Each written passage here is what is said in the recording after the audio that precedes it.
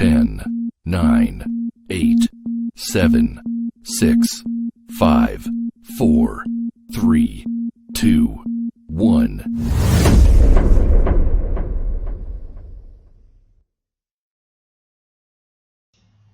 Assalamualaikum warahmatullahi wabarakatuh.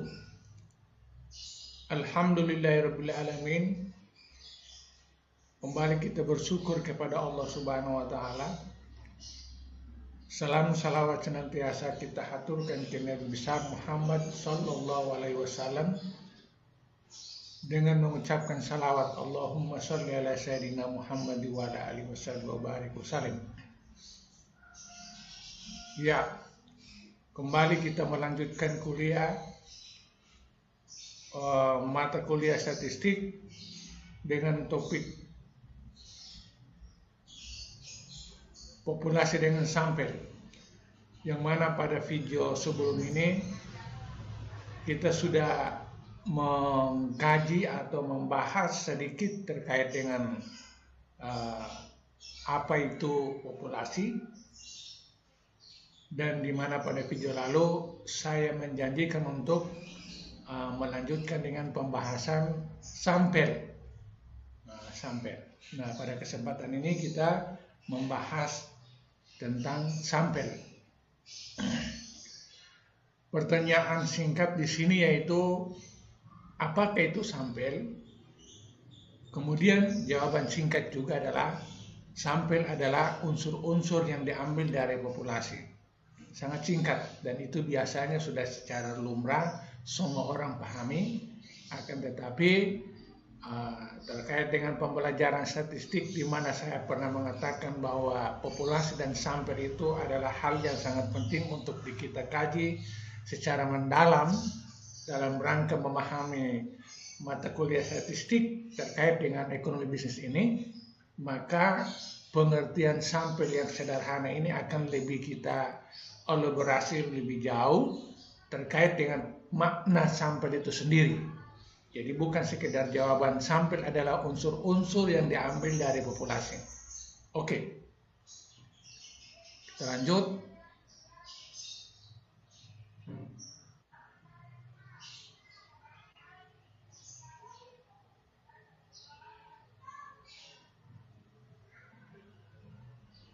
Nah, di sini cara untuk menentukan sampel agar memenuhi syaratnya. Jadi dari seperti yang saya jelaskan, populasi suatu objek penelitian yang terdiri daripada unsur-unsur dan elemen-elemen yang jumlahnya mungkin sangat banyak, maka harus kita mengambil beberapa daripada seluruh jumlah unit populasi itu menjadi perwakilan, supaya kita lebih lanjut perwakilan itu kita analisis lebih jauh. Nah, perwakilan itu disebut dengan sampel. Bagaimanakah caranya untuk menentukan sampel atau perwakilan atau contoh daripada suatu populasi? Nah, di sini agar memenuhi syarat, artinya sampel itu ditarik harus ada syaratnya, di mana syaratnya itu harus terpenuhi, yaitu teknik dan metode penentuan sampel yang ideal memiliki ciri-ciri. Nah, supaya mendapatkan sampel itu ideal dalam arti betul-betul mewakili populasi, mewakili dalam pengertian bukan sekedar kuantitasnya saja, tapi kualitasnya juga, atau karakteristiknya betul-betul mewakili. Itu harus dengan memiliki ciri-ciri sebagai berikut, yaitu yang pertama, sampel itu dapat memberikan gambaran yang akurat tentang populasi. Ya, berapapun sampel yang kita tarik untuk mewakili satu jumlah populasi, di mana sampel yang kita tarik itu benar-benar menggambarkan secara tepat keberadaan daripada keseluruhan populasi itu. Di sini gambaran yang akurat. Akurat itu artinya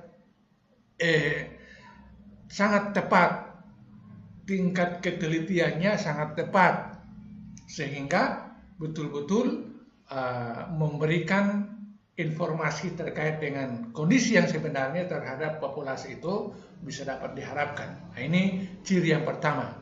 Kemudian ciri yang kedua adalah dapat menentukan presisi. Nah, presisi, pengertian presisi itu artinya adalah standar error. Standar error didapat dari nilai rata-rata populasi dikurangi dengan nilai rata-rata sampel. Jadi nilai rata-rata daripada populasi itu seluruhnya berapa dikurangi dengan nilai rata-rata daripada sampel yang kita ambil itu. Itu hendaknya itu adalah presisi. Presisi artinya selisihnya itu semakin kecil, semakin milimit. Angkanya semakin kecil, itu yang diharapkan. Jangan sampai selisihnya semakin besar. Selisihnya semakin besar berarti bisa jadi tingkat akurasinya yang dimaksudkan di poin pertama itu tidak tercapai. Maka harus tingkat presisinya, tingkat selisih standar errornya itu semakin kecil, ya toh? Dan itu bila perlu dilakukan berkali-kali. Misalnya sampel diambil pertama, kemudian dicari presisinya, kemudian dibuat lagi satu kali. Sampel ditarik lagi sampai satu kali, dibuat lagi berkali-kali, ternyata presisinya itu sama adanya, jumlahnya sama adanya, setelah dikurangi jumlah sama adanya, itu yang diharapkan. Dan hendaknya jumlahnya harus limit, mendekati angka 0, itu lebih bagus. Kemudian syarat yang berikut adalah supaya sampel itu ideal, maka dia harus sederhana sehingga mudah dilaksanakan. Nah, sederhana ini dalam artian jumlahnya, kemudian bagaimana cara mengumpulkan data, mengambil data, menjaring data daripada sampel yang diambil itu gampang, dengan mudah. Jangan sampai kita mengambil sampel yang memberikan kesusahan dalam rangka kita mendapatkan datanya. Nah, kalau itu maksudnya. Artinya kata mudah dilaksanakan dalam artian mudah menentukan sampelnya, kemudian sampelnya begitu didapat, mudah juga untuk kita dapatkan data yang diperoleh daripada sampel yang kita ambil itu, dan betul-betul seperti yang nomor di atas adalah akurat, sangat akurat. Kemudian yang keempat adalah dapat memberikan keterangan sebanyak mungkin dengan biaya murah. Nah, itu. Jadi seorang peneliti hendaknya menentukan sampel, di mana sampel yang ditetapkan itu yang pertama itu sampel itu betul-betul memberikan informasi terkait dengan keberadaan secara total dari satu populasi itu lebih lengkap, ya toh. Misalnya dari sisi warna. Seluruh warna populasi itu bisa diwakili oleh sampel itu. Dari sisi luas, dari sisi berat, dari sisi sifat, dari sisi seluruh karakteristik yang dimiliki oleh sampel itu betul-betul bisa dapat memberikan semua informasi terkait dengan populasinya itu. Nah, itu seperti begitu. Dari sisi kuantitasnya, dari sisi kualitasnya, seluruhnya. Nah, itu. Kemudian satu hal lagi yaitu berbiaya murah. Nah, tidak gampang itu orang melakukan penelitian. Penelitian yang dilakukan itu biayanya itu cukup mahal. Hanya sekedar mencari satu jawaban ya atau tidak, signifikan atau tidak, untuk mendapatkan kesimpulan seperti begitu, biayanya cukup mahal.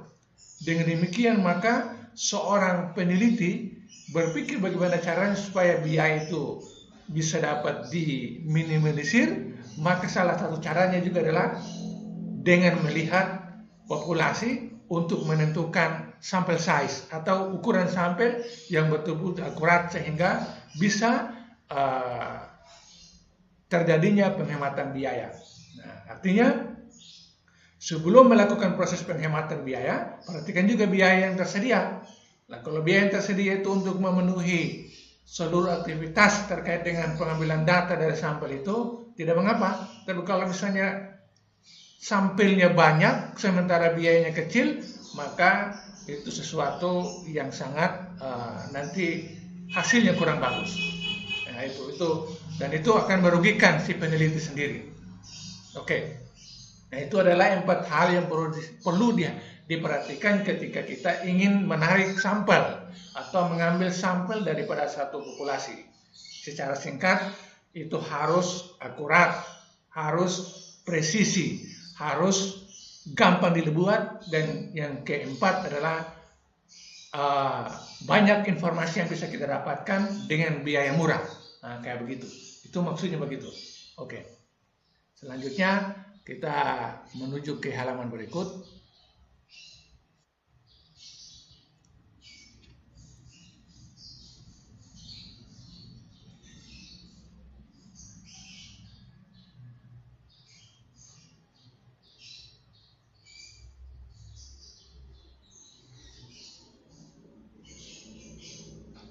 Berapa besar sampel? Nah, berapa sebenarnya sampel yang bisa dia representatif, mewakili?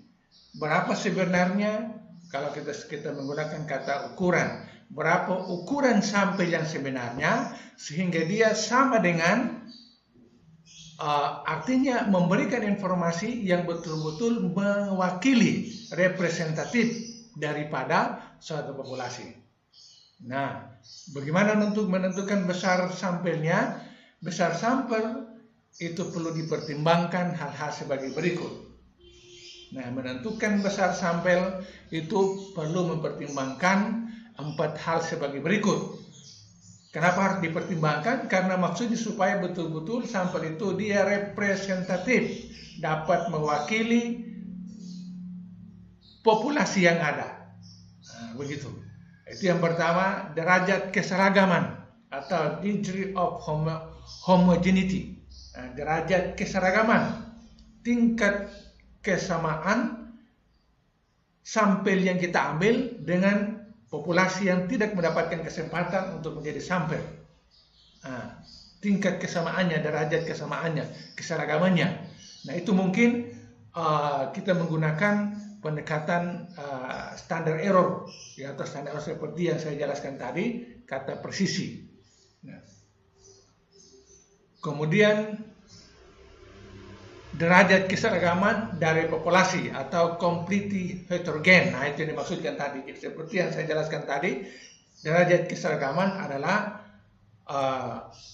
antara yang kita ambil sebagai sampel itu dengan yang tidak mendapatkan peluang menjadi sampel dari populasi yang lain, itu ada keseragaman, ada homogeneity, ada homogen. Jangan sampai sampel yang kita ambil tidak homogen, tidak seragam dengan populasi yang ada. Nah, kayak begitu. Kemudian yang berikut juga adalah presisi yang dikehendaki peneliti. Nah, ya toh, jadi representatif daripada sampel size atau ukuran sampel untuk suatu populasi itu juga bisa diinginkan oleh seorang peneliti. Bagaimana caranya? Ya, menentukan tingkat presisinya. Ya, tingkat presisinya itu bisa dari awal dia menentukan apakah standar errornya itu 1, di bawah 1 sampai angka 0, atau di atas 1, tergantung daripada si peneliti itu. Tetapi secara teoritis alangkah bagusnya harus mendekati angka limit 0. Nah, itu lebih bagus, sehingga dan bila perlu dilakukan berkali-kali uji coba sehingga tingkat presisi itu tidak pernah mengalami perubahan. Sama pertama dengan kedua dan ketiga sama hasilnya dan seterusnya. Nah, itu diinginkan oleh seorang peneliti dalam rangka sampel itu betul-betul mewakili atau sebagai representatif daripada jumlah populasinya. Kemudian hal yang perlu harus diperhatikan juga adalah rencana analisis. rencana analisis oleh seorang peneliti yang nanti melihat, menganalisis setiap unit-unit yang ditetapkan sebagai sampel itu, apanya yang dianalisis? Ya, tentang karakteristiknya tadi. Seluruh sifat-sifat daripada sampel yang kita ambil memang benar-benar representatif itu bisa dapat dianalisis dengan baik dengan berbagai pendekatan, ya, pendekatan matematik, pendekatan statistik, atau pendekatan kuantitatif ataupun pendekatan kualitatif. Nah, itu bisa dapat dilakukan. Artinya sampel yang benar-benar representatif itu bisa dapat dianalisis dengan pendekatan kualitatif ataupun kuantitatif. Kualitatif ya bukan angka-angka, tapi kuantitatif ya otomatis bicara tentang statistik, mungkin matematik dan seterusnya. Kemudian yang berikut, tenaga, biaya, dan waktu. Nah, 3 hal ini penting, yaitu jumlah daripada sampel yang mewakili sebuah populasi itu hendaknya yang bisa dapat dijangkau oleh tenaga, biaya, dengan waktu yang dimiliki oleh seorang peneliti. Yaitu tenaga yang dibutuhkan, misalnya populasinya itu besar sekali, ukuran ukuran skopnya itu, lokasinya itu luas, otomatis dia membutuhkan tenaga bukan sedikit, dan itu harus dengan biaya yang mahal dan waktu yang lama. Itu juga dipertimbangkan oleh seorang peneliti. Kemudian satu hal lagi adalah besar populasi. Nah, jumlah daripada populasi yang sebenarnya bisa dapat menjadi rujukan dalam rangka menentukan sample size. Nah, ini terkait dengan besar populasi, untuk menentukan berapa besar jumlah sampel itu pendapat berbeda-beda dari satu literatur kepada literatur lain dengan berbagai macam pendapat yang berbeda-beda. Nah, ini mungkin saya akan jadikan besar populasi yang akan ikut menentukan besar sampel atau ukuran sampel dari pendapat yang berbeda-beda, saya jadikan sebagai tugas untuk mahasiswa mencari penentuan sampel size berdasarkan pendapat para ahli minimal 5 orang, dibuat dalam bentuk tulisan, kemudian dikirimkan ke saya.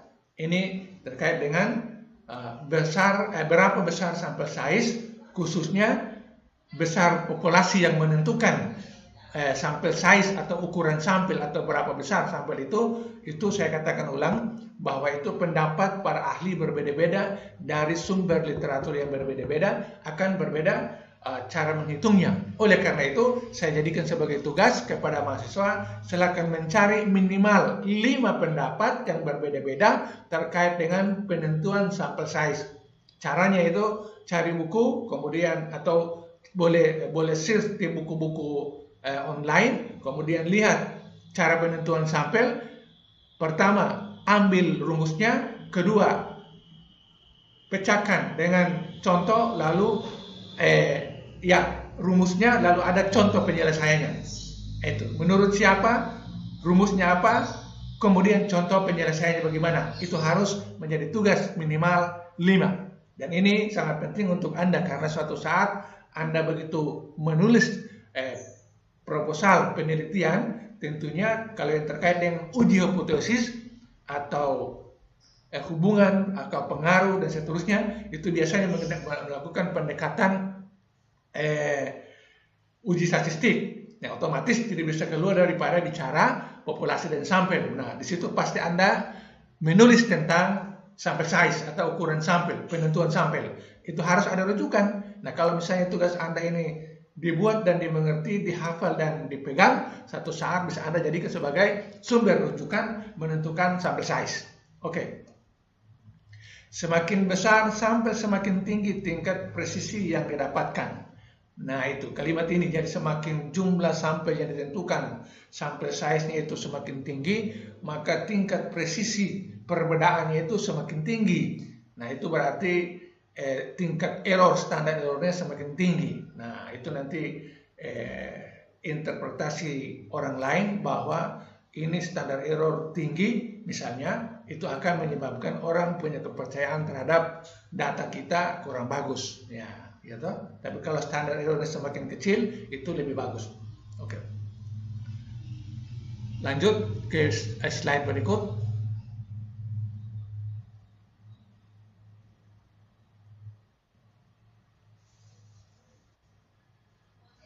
Ya, judul baru yaitu bukan baru di luar sampel, tapi masih terkait dengan sampel, yakni teknik penarikan atau pengambilan sampel. Nah, teknik mengambil sampel. Jadi yang pertama tadi itu adalah berapa sebenarnya ukuran sampel itu untuk yang bisa mewakili,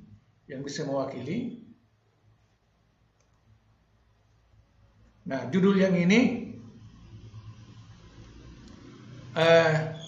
teknik penarikan atau pengambilan sampel.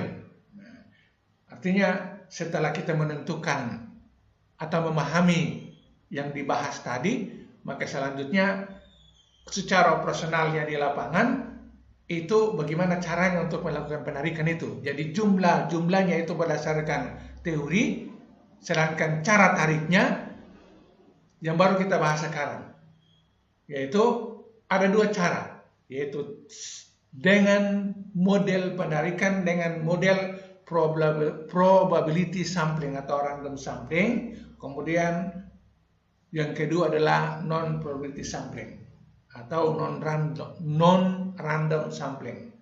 Nah, teknik penarikan sampel itu ada dua, yaitu penarikan sampel dengan probability sampling atau random sampling. Kemudian yang kedua adalah non probability sampling, non random sampling. Nah, dua ini dipilih salah satunya oleh seorang peneliti dalam rangka cara mengambil sampel daripada populasinya itu. Pertama, setelah mengetahui tentang berapa yang harus ditariknya, misalnya yang diketahui adalah menarik 30 orang dari jumlah populasinya, maka 30 orang itu bagaimana cara tariknya. Nah, cara tarik 30 orang dari sumber populasi itu yaitu ada dua macam. Yang pertama disebut dengan random sampling atau probability sampling. Kemudian yang kedua, cara tarik 30 orang itu bisa dengan cara non probability sampling atau non random sampling. Yang dua cara ini tidak mungkin seorang peneliti menggunakan dua-duanya, harus salah satunya. Nah, random sampling itu penarikan dalam bahasa sederhana itu disebut dengan penarikan secara acak, ya toh, secara acak. Sedangkan yang kedua adalah non sampling, berarti penarikan dengan cara tidak acak. Nah, dalam satu penelitian tidak mungkin menggunakan dua-dua semua. Ada yang secara acak, ada yang tidak secara acak. Nah, itu nanti bicara tentang presisi tadi bisa standar errornya salah. Jadi harus salah satunya dipilih oleh seorang peneliti, random sampling atau non random sampling, secara acak atau tidak acak. Nah, ini yang kemudian kita bahas. Kita bahas nomor pertama, karena banyak bagian-bagiannya yang terkait dengan non random sampling ini. Setelah itu kalau ada waktu baru kita sambung ke nomor 2, yaitu non random sampling. Tapi kalau tidak ada, kita buat dalam bentuk video yang lain lagi. Oke.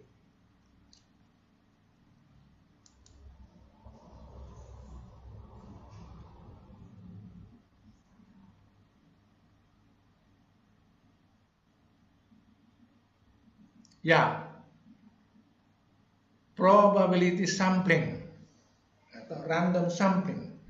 Teknik penarikan sampel di mana setiap unsur atau elemen sampling diberi kesempatan yang sama dan persis sama untuk diikutkan dipilih dalam sampel. Nah, secara acak, penarikan sampel secara acak itu memberikan kesempatan kepada seluruh elemen populasi supaya sama-sama semua elemen populasi itu memiliki kesempatan yang sama dijadikan sebagai populasi. Karena kenapa? Sistem penarikannya adalah sistem acak, random. Nah, teknik penarikan sampel di mana setiap unsur atau elemen sampling diberi kesempatan yang sama dan persis yang sama untuk diikutkan atau dipilih dalam sampel. Nah, itu pengertiannya seperti yang saya jelaskan.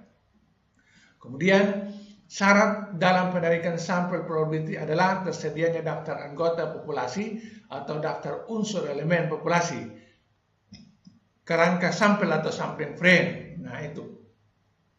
Jadi, cara untuk menarik sampel tadi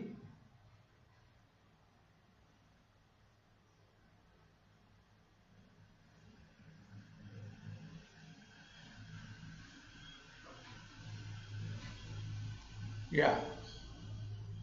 Nah, ini cara untuk menarik sampel dengan cara acak itu, yang pertama itu dengan demikian maka memberikan peluang kepada seluruh anggota populasi mendapatkan kesempatan yang sama persis untuk dijadikan sebagai sampel.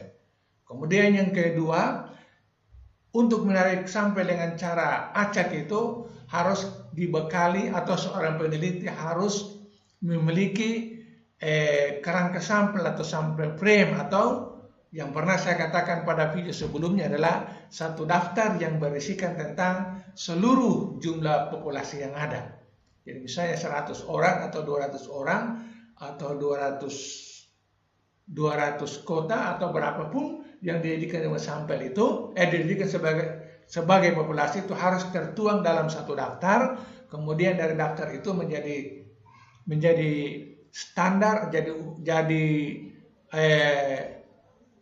menjadi pegangan bagi seorang peneliti untuk selanjutnya bisa menentukan sampel size atau menentukan siapa yang menjadi atau siapa yang akan dijadikan sebagai sampel dari daftar populasi tersebut. Oke. Kemudian yang berikut, beberapa teknik probability sampling. Nah, ada beberapa cara dalam rangka mengacak probability sampling, mengacak sampel. Ada 4 atau 5 yang nanti kita bahas kesempatan ini. Kalau tidak dapat, ya mungkin kita sambung pada video berikutnya. Tapi kita harus memulai tentang beberapa teknik terkait dengan penarikan sampel secara acak atau probability sampling. Kata probability ini bermakna kemungkinan, dalam artian setiap orang mungkin untuk mendapatkan kesempatan yang sama, ya toh? Yang pertama atau teknik yang pertama adalah sampel random sampling atau penarikan sampel secara random acak sederhana, ya toh, acak sederhana dengan cara mengundi elemen anggota populasi. Nah, dari daftar tadi kemudian dibuatkan dalam kertas-kertas kecil seperti misalnya orang arisan, kemudian digulung, lalu kemudian seluruh tumpukan kertas yang mewakili elemen-elemen populasi tadi kemudian dikocok-kocok, lalu kemudian ditarik beberapa yang menjadi sampelnya. Itu yang dimaksudkan. Kemudian dengan menggunakan tabel angka random. Nah, bisa menggunakan tabel random. Tabel angka random itu biasanya dibantu dengan menggunakan sistem komputerisasi. Ya, ada tekniknya dengan menggunakan komputerisasi dari daftar tabel atau daftar populasi yang ada, kemudian bisa dibuatkan secara acak, misalnya dia berputar-putar, kemudian berhenti daripada salah satu populasi itu, maka itulah dijadikan sebagai sampel. Nah, itu.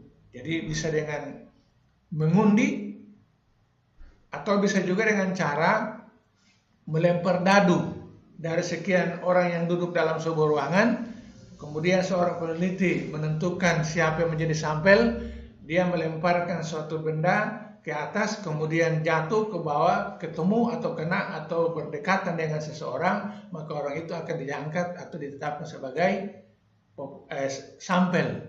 Begitu kena orang itu, maka orang itu harus dikeluarkan sebagai sampel dari kumpulan orang-orang itu, supaya selanjutnya dia tidak berpeluang lagi untuk kedua kali. Nah, seperti begitu. Kemudian yang berikut, syarat acak sederhana.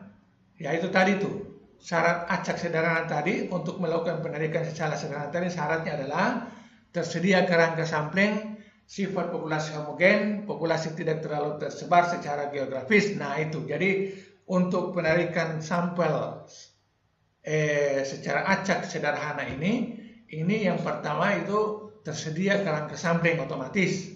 Kemudian sifat populasi homogen ya antara populasi itu misalnya populasi itu adalah seluruhnya adalah karyawan seluruhnya atau mahasiswa seluruhnya atau penduduk suatu desa A seluruhnya, tidak boleh beda. Kemudian yang berikut yang paling penting juga dalam nomor 3 yaitu populasi tidak terlalu tersebar secara geografis. Nah, kalau misalnya mahasiswa dalam suatu kelas otomatis berkumpul dalam satu kelas sehingga sistem acak sederhana ini, syarat sistem acak sederhana ini bisa gampang dilakukan.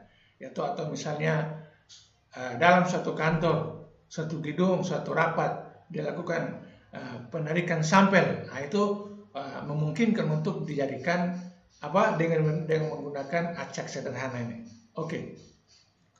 Kemudian yang kedua, karena masih terkait dengan teknik penarikan random sampling ini, yaitu dengan systematic random sampling atau penarikan sampel secara sistematik. Sistematik yaitu menggunakan pola atau rumus.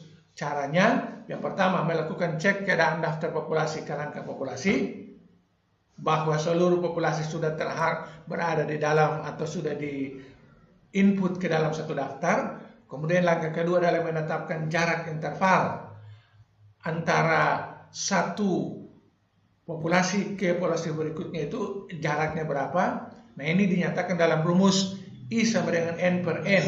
I adalah interval 5, kemudian N adalah jumlah anggota populasi misalnya 100, interval misalnya 5, kemudian jumlah anggota populasi dilambangkan dengan N misalnya 100 orang, kemudian jumlah anggota sampel yang ingin ditarik dilambangkan N kecil itu misalnya 20 orang. Nah itu. Ketiga, menetapkan nomor berapa peneliti akan memulai menghitung atau penetapan nomor pertama. Saya ulangi, menetapkan nomor berapa peneliti akan mulai menghitung. Penetapan nomor pertama ini dilakukan secara acak, random, 1K, 2K, 3K, 4K, dan atau 5. Nah, ini maksudnya begini. Misalnya orang duduk berbaris dari deretan baris kelima di atas, itu orang duduk pertama, kedua, ketiga berjejer ke kanan, kemudian saf kedua, saf ketiga sampai saf seterusnya ke belakang. Orang duduk berbaris seperti begitu. Bagaimana cara untuk menarik sampel, menentukan angka pertamanya? Ya, biasanya si peneliti menentukan yang pertama. Yang pertama itu bukan merupakan sampel, tapi yang pertama itu kemudian dari yang pertama, misalnya yang ada posisi di tengah, kemudian dia menghitung dari yang pertama itu ke berikutnya sampai 5 orang. Nah, yang kelima itu yang kemudian diambil sampai sebagai sampel. Kemudian mengulangi lagi. Misalnya melempar sesuatu, ketemu dengan seseorang, maka orang itu bukan yang kena, tapi dihitung 5 kali. Dihitung orang itu sebagai orang pertama, kemudian yang sampingnya kedua, sampingnya lagi, sampai orang kelima, lalu orang kelima itu kemudian diangkat atau diambil sebagai sampel. Begitu seterusnya sampai jumlah sampelnya, misalnya di sini katakanlah 20 terpenuhi. Nah itu cara begitu. Ya agak sedikit ribet, tapi harus dijalani seperti begitu untuk memenuhi apa istilahnya tadi itu tingkat akurasi lah, tingkat presisi lah, tingkat kebenaran dan seterusnya yang betul-betul mewakili dan seterusnya. Kemudian yang keempat masih terkait dengan sistematik random sampling, yaitu anggota sampel berikutnya ditentukan dengan menambah interval pada nomor pertama dan seterusnya. Nah, ini seperti yang saya mau jelaskan tadi, yaitu menambah apakah menambah 1 orang atau menambah 2 orang. Nah, di sini kalau rumusnya menambah 5 orang. Jadi begitu yang melempar sesuatu ketemu dengan si A, maka si A itu bukannya menjadi sampel, menghitung selanjutnya si A, kemudian si B, si C, si D sampai 5 orang. 5 orang kemudian itu yang akan jadikan orang kelima itu yang kemudian dijadikan sebagai sampel. Begitu seterusnya dilakukan secara terus menerus. Oke. Yang ketiga, terkait dengan probability sampling ini juga ada salah satu teknik adalah stratified random sampling atau penarikan sampel stratifikasi. Ya toh? Penarikan sampel berdasarkan stratifikasi. Sebenarnya stratifikasi ini, tapi salah tulis. Stratifikasi. Caranya, satu, menetapkan kriteria yang jelas yang akan digunakan sebagai dasar penentuan strata, yaitu strata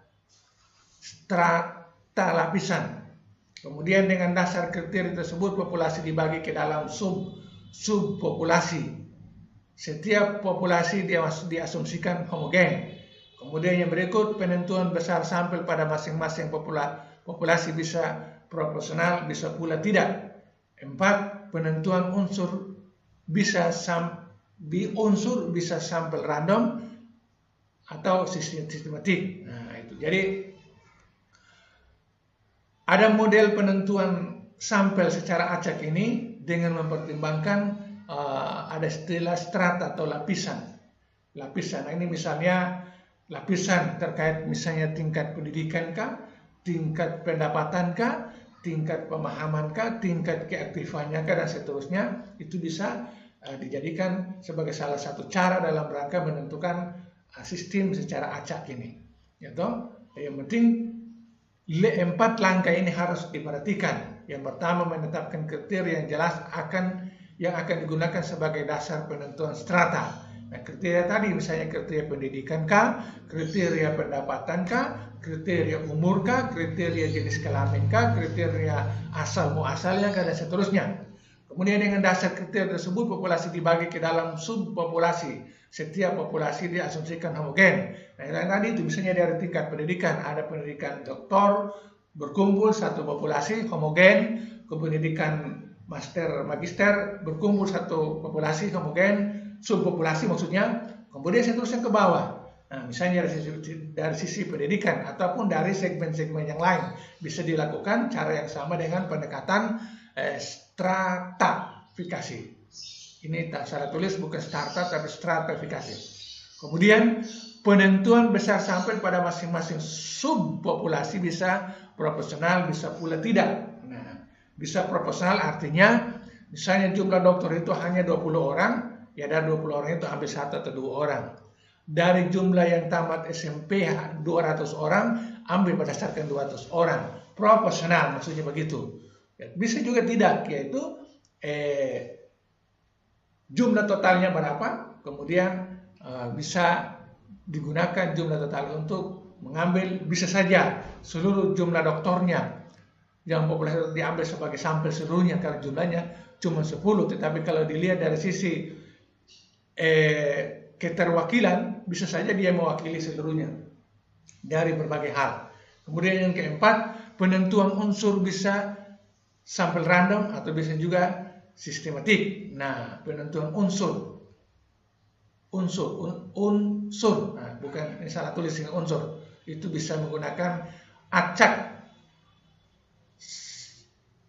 sampel acak ataupun sistematik. Nah, dengan tadi jadi setelah penentuan dengan cara menstrata, selanjutnya sudah setelah menstrata dia berdasarkan tadi pendidikan kah dan seterusnya, baru kemudian penarikannya itu bisa juga menggunakan pendekatan sampel. Jadi misalnya pendekatan dengan pendekatan penarikan dengan pendekatan acak. Nah, misalnya yang pendidikan 200 orang itu bisa melakukan pendekatan penarikan secara acak dan seterusnya. Kemudian yang berikut, stratified random sampling. Syarat stratified random sampling. Masih terkait dengan yang tadi. Syarat untuk menarik sampel berdasarkan strata tadi, ini syaratnya kriteria yang jelas untuk menstratifikasi, kemudian ada data pendahuluan mengenai kriteria, kemudian diketahui jumlah tiap lapisan. Nah, itu seperti tadi misalnya contoh yang paling konkret, misalnya orang bertingkat pendidikan tadi, kriteria yang jelas tentang menstratifikasi tadi yaitu misalnya pendidikan.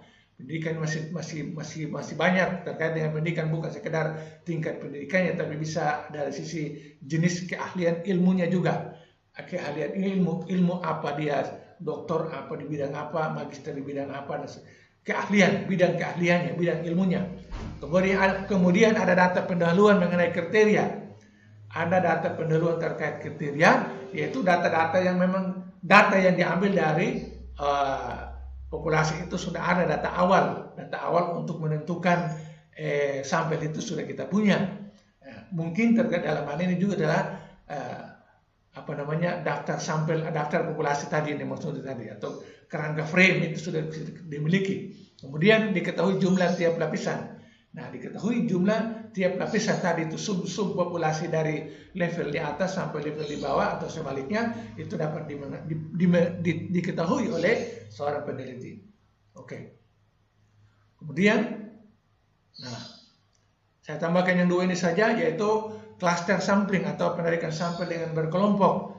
Teknik ini digunakan karena mengalami dua permasalahan, yaitu, sekali lagi, salah satu teknik penarikan sampel dengan cara acak itu adalah dengan cara yang keempat ini, yaitu cluster sampling atau penarikan sampel berkelompok.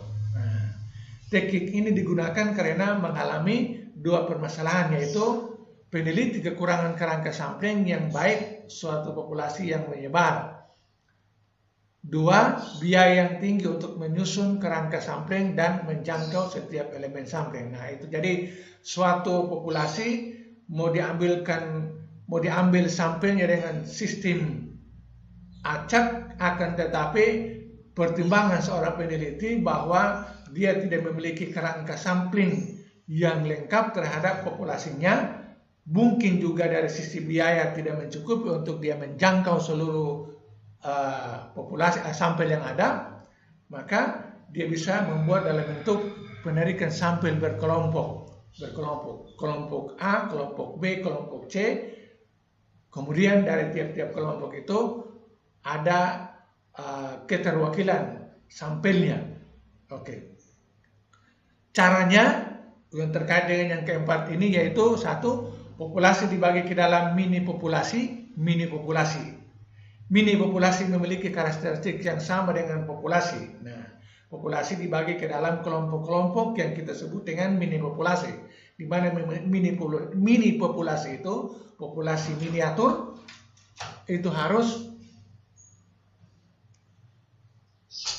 dia memiliki karakteristik yang sama dengan populasinya. Kemudian yang berikut, pengelompokan mini populasi berdasarkan pada pengelompokan secara administratif. Nah, bisa saja pengelompokan mini populasi tadi berdasarkan wilayah administrasi, ya toh? Penyelenggaraan administrasi, misalnya wilayah administrasi daerah A, daerah B.